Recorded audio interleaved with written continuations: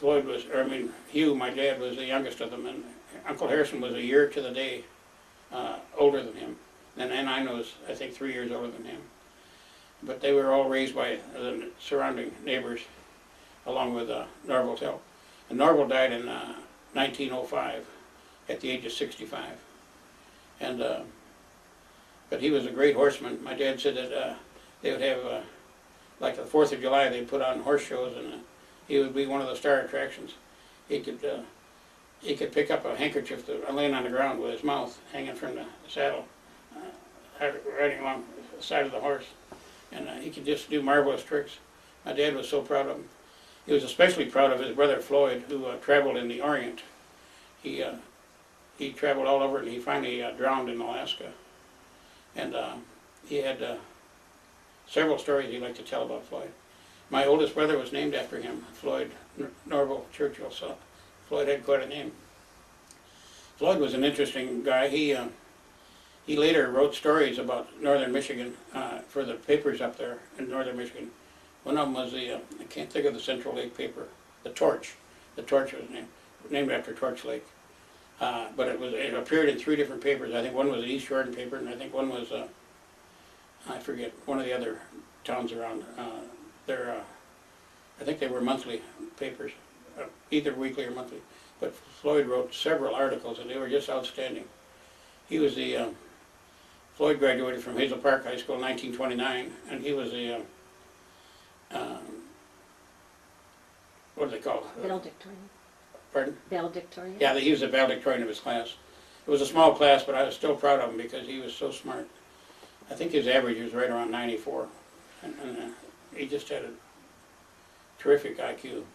But he was the first amateur radio operator in Hazel Park in 1931, so that would have made him just about 19 or 20. Howard was the next in line, and he was... Before you move on, Dad, didn't Floyd drill holes in... Oh, yeah. Oh, yeah, tell that story. What is that noise? Is something I your think light? the light just Yeah. fell down. It's okay, though.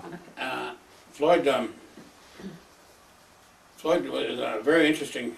He was an amateur radio operator. He operated in code and with voice, and he would be especially proud when he would communicate with. One time he said, "Boy, I talked to a guy in Alberta," and I said, "Where in the world's Alberta?" He said, "It's out in Western Canada," and pretty soon he got a postcard. They would send postcards to each other with their call letters on it.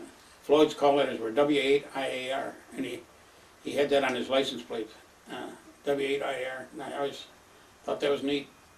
But he didn't have any money for receiving outfit or anything, so he didn't ask my mother's permission that I know of. I don't think he did. He just went ahead and drilled holes in the buffet. Buffet is why she had all her dishes. He put all the dishes out to the side and drilled holes in it and put all of his equipment inside that. And she said, "What are you doing?" And he said, "I'm fixing up my radio." He just took it for granted that he should do that. And but she was a obliging soul, and she just went along with it. But my mother was interesting. She was so easygoing, but to a point. You never wanted to cross over that point. And if you did, she'd say, "Yeah, Glenn, I've had it. Go get a switch." She said, "Not a wimpy one. I want one that whistles. When I go like this, I want it to whistle." So I'd go cut the switch that I knew wouldn't hurt too much, because I'd laugh when she'd hit me with it because it would break. And she said, "No, that won't do. Go get one that whistles." So she'd go like that, and you could hear it. So we learned in a hurry, don't cross over that line. But one interesting thing about Floyd, and I'll skip a few members of the family down to Keith. He was feisty, and so was Floyd. And Floyd got fed up with Keith's nonsense. Keith was bothering him when he was on the radio, so he slapped him or did something to Keith. And my mother said, "Oh, Floyd, you shouldn't have done that." And he said, "Well, he deserved it. Maybe he did. But I'm just telling for your sake, you shouldn't have done it." She said, "That boy's got a memory. He'll get you some way or other." And so we all just, shrugged it off. We didn't think much about it. But Floyd later laid down and took a nap on the couch. And Keith waited until he was sound asleep. And let's see, Floyd was 14 years. No, he was 15 years older than Keith. So Keith would have been about 6, I think, 5 or 6. And Floyd maybe 20 or 21. So Floyd was stretched out, and now remember Howard was a year and a half younger than Floyd, and he was the one that we all looked up to. He was our hero. And Keith waited until Floyd was sound asleep, and he went up and hit him with his closed fist. He hit him right in the eye. And Floyd got up and started racing after Keith, and Keith started racing. He raced out the back door and around the house to the front door and just around and around. And Floyd chasing him just a few feet behind him. He's hollered, "Howard, Howard, Howard!" And so Howard stood up. He said, "I think that's enough." And so that stopped everything. He said, "Well, he hit me. Yeah, he probably shouldn't hit you, but he probably did something to him." And Keith said, "He did. He slapped me." And so that ended that. It ended. We all had a good laugh. That ended that. But this was just one of the daily happenings in the Churchill household. But there were 10 of us living in a little tiny house. You can just imagine.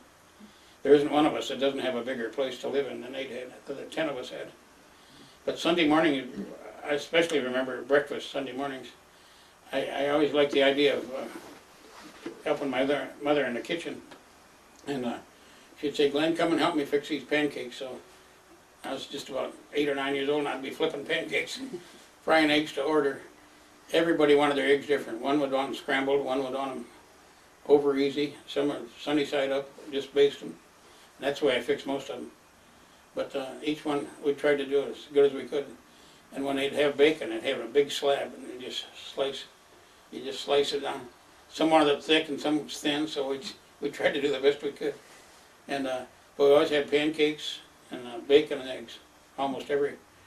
And if a real treat, we'd have potatoes, fried potatoes, and all of us liked them real brown. To this day, that's why I like my potatoes, extra brown. But then for toast, my mother made probably 7 or 8 loaves of bread a week, or a little more, and we'd always have homemade bread, and we'd slice it sort of thick for toast. But I'll never forget helping fix breakfast. That was a delight on Sunday morning. But we all had a special place to sit around. We had a big oak table round, and there were 10 places for it. And each one of us would have our own place. And every once in a while, Keith or Kenny or I would sit in somebody else's place. And oh man, did you hear about it? If we sat in one of the older kids' places, they'd say, "Up." They'd tolerate just about a half a minute of that, and they'd say, "Up." And if you didn't move, you were bodily moved. Dad, tell about the story about that.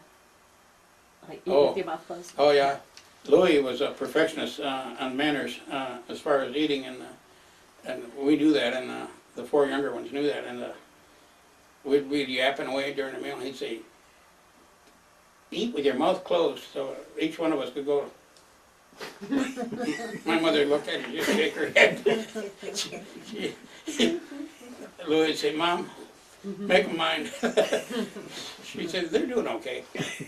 So Fido would crack up and have a laugh, and everybody at the table would laugh, and then we'd start minding them. But just little nonsensical things that made life interesting.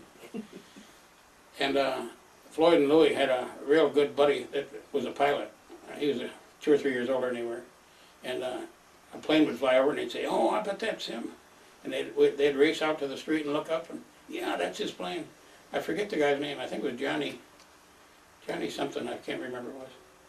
Johnny Noonan or something like that. And that's not the name, but I can't think of it. But so he was my hero from then on, and I didn't meet the guy. To my knowledge, I don't think I ever met him. But he had his own plane, or he would fly a certain plane anyway.